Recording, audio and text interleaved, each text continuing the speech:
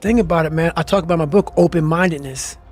What separates me from a lot of people is they go into a daunting task, and the task is overwhelming. Like when I heard the pull-up record was 4,020 pull-ups, and I was talking about breaking this record, people are like, oh my God. I went right to a pen and paper. Like, what are you doing? I'm doing the math, man. What are you talking about? I'm open-minded to the fact that, okay, if I do 5 pull-ups in a minute for so many hours, I can get so many pull-ups in. How much time do I have to rest? I was breaking the math down. You have to be open-minded to the possibilities that I can do this. Once you shut your mind down to the possibility that it can be achieved, there's no way it can happen. So that's why my eyes and my body light up about things, because I know that if you're in a fight, you have to attack.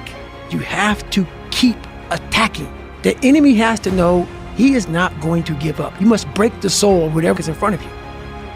That's what I realized. I was never breaking the soul of anything in front of me. So that's why I came up with a thing called Taking Souls in my book. I don't follow people who talk about what they used to do in life. I don't give what you used to do. I don't care that, you used to be the best mother. I don't care. What are you doing today? You may not be that person now, but what are you still doing to try to excel in life? And a lot of people now are talking. I hear so much talk. I don't hear a lot of work. I hear a lot of people telling you what you should be doing, how you should be doing it, how you should be living. And I look at them and you're fat, you're out of shape, you look like but you're telling them how to live. No, man, I won't listen to you. There's so many people speaking this and that's what bothered me a lot in the military. There's a lot of people talking I don't see the real suffering behind it, behind what you're saying. That's why everybody said, man, you talk with so much passion because it's a real place. It sucks to get up in the morning time. It was raining like cats and dogs. I don't want to get my shoes on and go run. But guess what? I got my shit on and ran. If you want to be great, you want to be best mother ever at what you do, you're going to be misunderstood by everybody because you're going to be so obsessed and so driven to get there. That's what it takes. It takes every second of your life. Anybody says balance? Yeah, balance is important for a lot of people. It is. But if you want to go to that edge where people do not like you, don't understand you, question everything you do, you've arrived. It's unreal how much time you waste during the day. And most of it is on these computers, phones, Instagramming back and forth, whatever the heck you call it nowadays, tweeting and texting and shit. We waste so much time on our little gadgets. It's unreal. And we talk about we have no time. Write down this one day. Everything you do, write that down, and you're like, my God, I am wasting so much time on frivolous bullshit, not even funny. If it doesn't infuriate you, it should. Because there's so much time, I can't get it in. Look at your schedule, you just wasted 7 hours today on bullshit. And you don't have an hour a day to try to get something in for yourself. I guarantee everybody can find an hour. I don't care what you believe in, doesn't matter. I'm not judging anybody. Let's say my thing is God. You get to heaven, I'm 300 pounds, I sit down, and we're sitting down just like this. You're God and I'm David. And he gives me that chart. And he says, look at this. Now look at this chart. And on the chart it has all these different things, but my name's on it. But these things aren't me. I was going to change the world. I was going to set records. I was going to be a Navy SEAL. I was going to be honored here, honored there. And I'm like, God, this isn't me. Like it says David Goggins. It says all these things. And God goes, no. That's who you were supposed to be.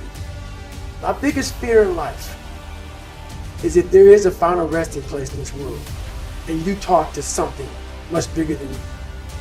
I don't want to sit down and have a conversation with someone that says, you're in heaven. This is what you should have been on earth. Well, your first thing, like you're fighting, we all have two people. We all have two people. And I'm not saying you're crazy. We have the easy voice, which is that 20% telling yourself that I'm easy at 90% of my full potential, maybe 100% at that 20%. That's that voice that we all love. That's that very comfortable voice that's that mommy holding you saying it's going to be okay. Doesn't care how good you are, just loves you. Just loves you no matter how messed up you are in life. That's where you want to be at. So that's that one voice. This other voice that we walk very far away from is the voice saying, hey man, you ain't doing shit. So we try to get this voice out of our head completely. And we live over here in this land. So what you have to do first is turn up this voice over here The voice saying things to you that aren't nice. That it's in our head saying, you know what, man, dude, you're not doing shit. They see me now as the guy that with his shirt off who can do 4,030 pull-ups in 17 hours, who can run 205 miles in 39 hours, who can do all this crazy. But what they don't understand is they don't understand the journey that it took me to get to this point. You can't read somebody else's book about some theory on how to do some guy who sat up in their nice warm office and wrote some book with a nice cup of coffee in the fucking hand. No, I want to see that guy who immersed himself in fucking hell. We all want to read about how we can quickly get somewhere. That's why the 6-minute abs and all sorts of powerful. You may get some results from it, but they're not permanent. You have to suffer. You have to make that a tattoo on your brain. So when that hard time comes again, you don't forget it. But I don't respect a lot of people. Because how am I going to respect you, anybody, if you're not fucking grinding every day? And I don't mean working out, getting to the gym. Really going out there and grinding. So if you don't know how I'm living my life, how am I going to respect you? So you have to be a hard worker, period, dot. You got to work your ass off. That's where I gain respect for you. So if you're working hard every day, now you have an opinion in my eyes. But if you're just a guy who talks shit and you live this life of talking shit, come on, dude. I understand one thing. You're just talking shit. But if I see you every day of your life trying to be better, every day going through all the wickets to be better, you got my attention. I respect you now. People have talent, and this is going beyond your talent.